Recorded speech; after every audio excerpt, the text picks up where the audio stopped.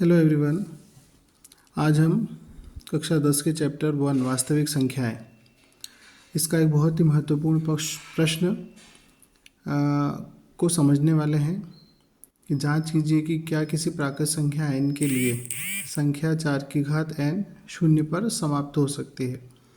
ठीक है, देखिए बहुत ही इम्पोर्टेंट है और कई बार ये प्रश्न पूछा जाता है और कुछ भी नहीं, बस बड़े आसानी से हम इसको हल कर सकते हैं। इसको हल करने के लिए हमें पहले दो बातें समझने की आवश्यकता है। एक तो प्राकृत संख्या क्या होती है, ठीक है।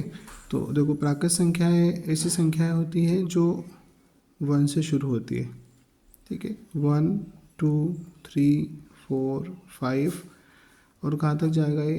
अनंत तक। मतलब प्राकृत संख्याएं अनंत तक होती है 1 से लगा के, ठीक है। एक बात तो ये हो गई। दूसरी बात जो है वो ये है कि शून्य पर कौन सी संख्याएं समाप्त हो सकती है ना। क्या शर्त होती है शून्य पर समाप्त होने के लिए? तो शून्य पर किसी भी संख्या के समाप्त होने के लिए क्या ज़रूरी है? देखिए आप, जैसे 10 शून्य पर समाप्त हो रहा है, इसके हम अभाज्य गुणनखंड करेंगे तो क्या मिलेंगे हमको? 2 गुणा 5। उसके बाद में 20 में क्या मिलेगा? 2 गुणा 5 30। इसमें क्या मिलेगा? 2 गुणा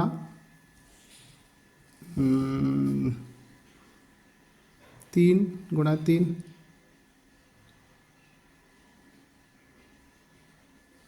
5, ठीक है। 2 गुणा 3 गुणा 5। ऐसे ही 40। जब आप आगे बढ़ते जाएंगे तो ऐसे संख्याएं क्या होगी, इससे बढ़ती जाएगी। 2 दूनी 4, 4 दूनी 8 और 8 पंजे 40, ठीक है। तो आप इसमें देखिए कि जैसे जैसे हम आगे बढ़ते जा रहे हैं और आगे बढ़ेंगे, हमको क्या मिलता जा रहा है? 2 गुणा 5, 2 गुणा 5, 2 और 5, 2 गुणा 5। मतलब ऐसी सभी संख्याएं जिनमें जो शून्य पर समाप्त होती है उनमें क्या आता है? 2 गुणा 5। मतलब गुणनखंड के रूप में उनमें 2 और 5 अवश्य आते हैं, ठीक है। तो यही क्या होगा, हमारा इस प्रश्न को हल करने का आधार होगा, ठीक है। तो मैं यहाँ लिखता हूँ कि किसी भी संख्या के लिए शून्य पर समाप्त होने के लिए यह आवश्यक है कि उसमें गुणनखंड के रूप में 2 तथा 5 अवश्य हो। यदि इनमें से कोई एक भी नहीं हुआ तो संख्या शून्य पर समाप्त नहीं हो सकती, ठीक है। अब यहाँ देखिए, हमें संख्या क्या दी है? 4 की घात n दी है और बोला है कि जहाँ n जो है वो क्या है? एक प्राकृत संख्या है, ठीक है। तो जब हम इसको इसमें रखेंगे प्राकृत संख्या को तो क्या बनेगा? 4 की घात 1 जो कि 4 होगा, उसको हम 2 गुणा 2 लिख सकते हैं। 4 की घात 2 जो 4 गुणा 4 होगा, इसको हम 2 गुणा 2 गुणा 2 गुणा 2 लिख सकते हैं। 4 की घात 3 होगा, 4 गुणा 4 गुणा 4। तो ऐसे आप देखोगे कि इसमें केवल 2 ही 2 आ रहा है गुणनखंड, ठीक है।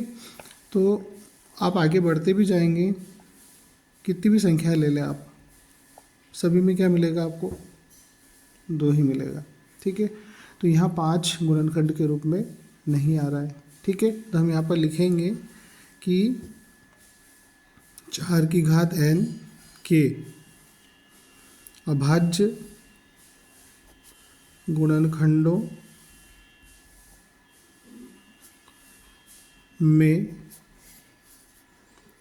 दो तो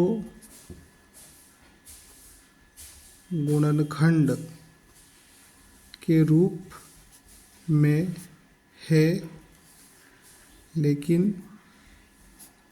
5 नहीं है। अतः स्पष्ट है